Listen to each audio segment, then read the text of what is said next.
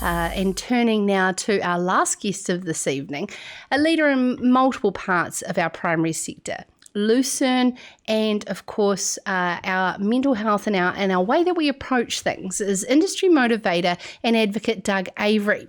In this week's Farmers Weekly, he's urging farmers struggling to adapt to more frequent droughts and tough growing conditions to take a deeper look into their own motivations and responses to deal with an issue that is not going to pass anytime soon. And Doug joins us now, as I fondly like to say, Uncle Doug. Good evening. How are you? Yeah, good, Sarah. Nice to be here, Auntie Sarah. Oh, I'm not. Am I at that stage yet? That's got to be fair. No, that's not. I'll take that with a compliment. Thank you so much, Doug. It is. Yeah. Hey, look. Nice to be here. Yeah, thank you. We're just talking about leadership coming in, and I know we'll get to that in a point because I could talk to you about leadership for 3 hours straight. But let's talk about drought proofing. It's been becoming a bit of a series that Richard Rennie's doing in Farmers Weekly, and a lot of people in New Zealand know your personal journey. But what are some of those really key things that we need to think about early in response to this? I guess one of the things, and as you probably realise, I need to make sure that everyone understands this. I don't operate the farm now, so Fraser does. But Bonnevary, our farm on eastern Marlborough this year, has experienced probably the worst drought for 20 years. From Christmas time through to June. I think Fraser demonstrated a masterclass in drought management, and it's been something that we as a family have built up because we got absolutely thrashed 20 years ago. It affected me hugely, and I wanted to make sure that going forward, as a family, we grew knowledge and we grew capability around dealing with stuff. I didn't specifically set out to do maybe drought. We just decided we wanted to be really good at stuff. The cornerstone of that is if you don't measure stuff, you can't manage stuff. So we were early adopters of technology. That all flowed on and from our recovery. And going into this drought, we've got the greatest amount of technology operating. So we get early signs. We get early hints. And when we get those hints, we act. And so we never, ever worry about whether it might rain after we've made a decision. We've got those thresholds all set there. And there's a very good reason for this. Our family has experienced me going through hellish times. And that could have been the finish of me quite easily. And that actually matters to my family and to me more than anything else. So if I go back to Fraser's management, he realised by about late April, early May, that we weren't going to make the cut, and he sold down very heavily. And a lot of the local people said to him, Fraser, you're ridiculous, you're selling so much stuff. But he's been back out there buying and making up the difference now. So what we do is we've got the systems to manage. We know the weights that stuff have to be to produce a certain time. And if they look like they're going to drop off that, we know what pasture covers we need to have. We know what feed we consume. And if we're going to get knocked off that, we don't spread it out and have misery right across our farm. We hold the standard of what we've still got, so it still comes in at industry best. Now, Bonnevary is going on show on the 20th of October. And any person who wants to come and see what drought management's all about, we have got the crop of lambs down there this year to be showed and envied. Huge lambing percentage, fantastic stuff. The pastures weren't destroyed. We didn't spend a cent on bought-in feed. And we are now in a grand position. We were brought in a whole lot of cattle cheap again. We're going to be able to finish those, and we'll have everything finished before it goes brown completely. We're sitting on a knife's edge again for this summer, but we won't get caught. So it's about actually investing in knowledge. Yeah, and also the other thing, you brought up the word capability, but also the word capacity, and making sure that you've got that gas in the tank, and capacity being your strategy is something that the leadership around me is drilling in at all times, because, you know, if you're right at the edge of life, of your business, at every moment, you're at tipping point, aren't you? Yeah, so you brought up those two words. Is in every transaction that we do in life, whether it's an emotional experience with another person or whether it's a business experience, there's 4 C's in a batch of work. So people come along and say to me, Doug, like, we know that you've tripled the size of your farm, quadrupled the size of your farm. It's going really, really well. I want to do something similar. And I say, oh, fantastic. When are you going to start? And they'll look at me and they'll say, well, like, I'll start when I've got the confidence. I said, really? You think you're going to do this huge job and you'll have confidence before you start? You'll never start. You'll be one of those I'm gonna do it one day. Then they'll sort of reframe that a bit and they'll say, oh, I'll start when I've got the capacity. And I'll say, no, you won't do that either. Capacity is developed once you get into the grind of the job. There's 2 C's that come before that. You've given me capacity, the 3rd C, confidence, the 4th C. The first thing is you have to commit. And so, we always decide when things are really good in farming, are we committed to go through the next drought? Once we've done that, we go through the toughest C of the whole lot, courage. Every step, when you set up the show, Sarah, I'm sure anyone that takes a massive step out there in life, whatever it is, when you accept a proposal, whatever it is, you take that commitment step and then you have to go through the period of courage. And when you're in the courage time, I don't know anyone that doesn't feel uncomfortable. That's when you wake up at 2 o'clock and say, oh my God, I've borrowed too much money or whatever. And the wise counsel, and if you do what I encourage people to do, is travel with clever, competent mentors. You can reach out to them and say, shit, what the hell's going on here? And they'll say, look, we already talked about the courage stage and you've just got to get stuck in and develop your capability. Now, capability, when you're developing that's new learning. And if you think about the Mental Health Foundation, they see learning as one of the key 5 strategies for well-being. And then when you get confident and you think, oh, this has been magic, look at us go now, then bugger my days, it's time to do another set of 4.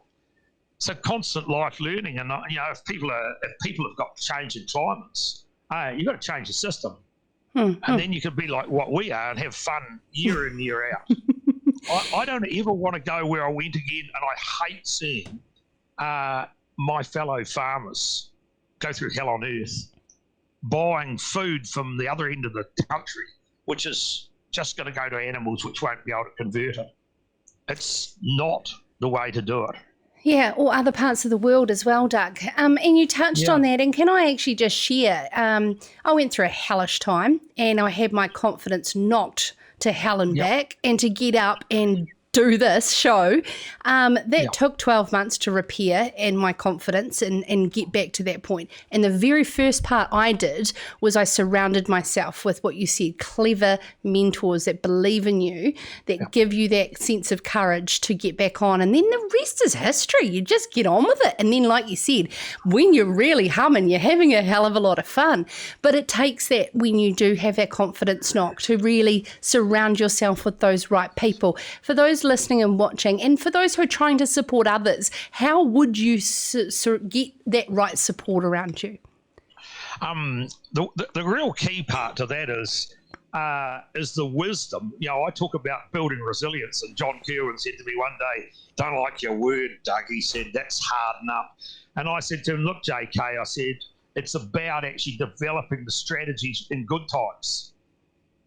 That's the time to develop your resilience. That's when you want to be out asking, asking the questions. Am I ready for the summer now?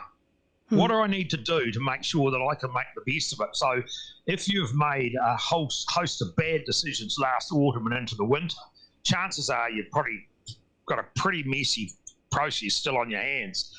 So our whole process at Bonneville 20 years ago, we decided that we had to get ahead of the failure. So we were like the fire brigade, running around the bloody place, putting out fires. You've got to get away from that strategy. You've got to get on top of it. Well-being is not about not having bad times. It's about having the tools and capacity that you develop in your courage time to take these wonderful steps in time, that it means you're going smiling. people are incredibly optimistic when they're going into a drought. It's going to rain, and then when it doesn't, they're incredibly depressed. And we need to move away from that and just get our whole process. If I go right back to the start, if you can't manage it, if you can't measure it, you can't manage it. And I'll go one step further. If you can't measure it, it doesn't exist. That gives you something to think about. It does, but then my next question leads into the fact that this primary industry is so based on fact and science that we actually don't appreciate the emotion that's involved in this entire industry, do we? This entire industry is motivated by fear and greed, and that makes all of our transactions, as well as connection, like Doug and someone wanted to connect with Doug. But there's a lot of emotion connected to our transactions, our thinking, like our fire brigade moment of fear and greed right at the edge of that cliff rather than that preparation. And all of the people around us transacting are working on fear and greed. When you don't have an embedded deep strategy, how do you get away from just living on the edge and actually bring it back and build that team around you? Well, that's a really good point. And, to me, that all comes back to the concept of mentoring, having that team. And so for me, I had to dig deep, as I guess you did yourself. I had to ask myself, what's my why? Why am I here? Why am I on this earth? Do I want to carry on farming in Grasmere? And, like at that time, people said, this is the worst place in New Zealand to farm. People tell me when they drive past that farm now, my God, it always looks great. And that was just a head thing. That was just, I realised that my heart and the reason that I tipped over was because I didn't know how to manage real basic stuff. And so we set on a journey of continuous learning. And, like the current generation, Fraser, he's taking that to a new level. So anyone that's watching this that wants to, an excellent drill in management and administration. We're a board Calvin Farm, and in drought management, Dr. Derek Moot. Come along on the 16th of October. I think they've got about 100 bookings already, and there's a lot of people coming from all over New Zealand, and that's really cool because it's going to be a great day. And what we had a strategy meeting 2 years ago, and we decided that we'd been the same for 20 years, and it was time for us to take a new and fresh look at the way we operated our business. And guess what we did? First thing we did is we've upped our measuring. And we got Greg Shepherd from Shepherd Agriculture. Here's a freebie promo for him. Greg Shepherd came in and designed a dashboard for us. And we've got professionals in the area of climate management and all that sort of stuff, bringing it in. And soon we will have super duper knowledge. And that's the best you can do. Doug, can I ask you lastly, for those farmers who are listening and that real victim mentality of not being able to control those outside influences, regulation, climate, the pandemic affecting us globally, how do you get a sense of control when the world feels like it's against you?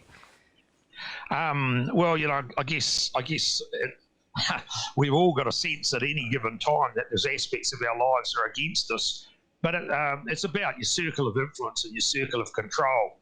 And so, there are things that we can influence and there's things that we can't influence. And, everybody's got two circles. There's your circle, the circle of concern. We've all got a lot of concerns. And then inside of that, there's a tiny circle, and that's your circle of influence. And as an individual, that was something that I learned from one of my brother-in-laws earlier on. He said, concentrate on your circle of influence, and he explained it to me. And, pretty much I stay in there, or every now and again, I would probably quite regularly get out and have a bit of a lash on politics. But at the end of the day, if you build your circle of influence, that's the best you can do. And, you're doing that right now with this thing. I mean, everybody has a time when they hit the wall. And, if you think about that, and I'm sure you will feel this way, those times where they're damn hard at that time, they are the making of you. So I look back and I'm 65 years old or young, and I've had 60 absolutely awesome years and 5 buggers. And those 5 bugger of years taught me how to think. And from that time on, I would have to say that I've had more than my share. It's not been hard anymore. It's been easy.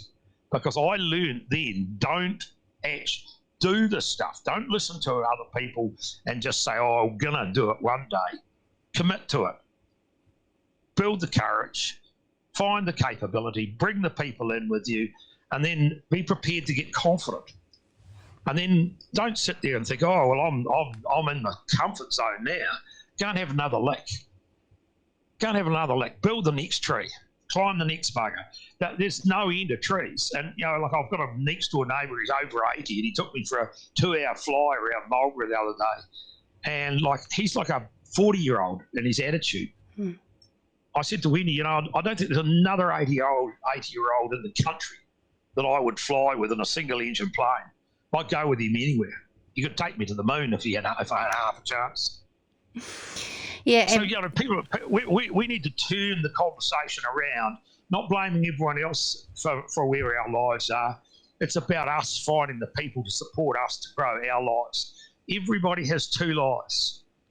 There's one life that started before you, and it will finish long after you, or go on afterwards. And then there's your life, and it's bloody special. Make sure you fill it. Not fill it, fill it. And that's enough for me, isn't it? Oh, Uncle Doug, it's always a privilege to have you on this show. Absolutely love it. We could keep talking for so long, and we are not bound by a time frame. We're not bound by anything. If we wanted to keep talking, I know we'll have an audience for the next half an hour. This is Sarah's Country.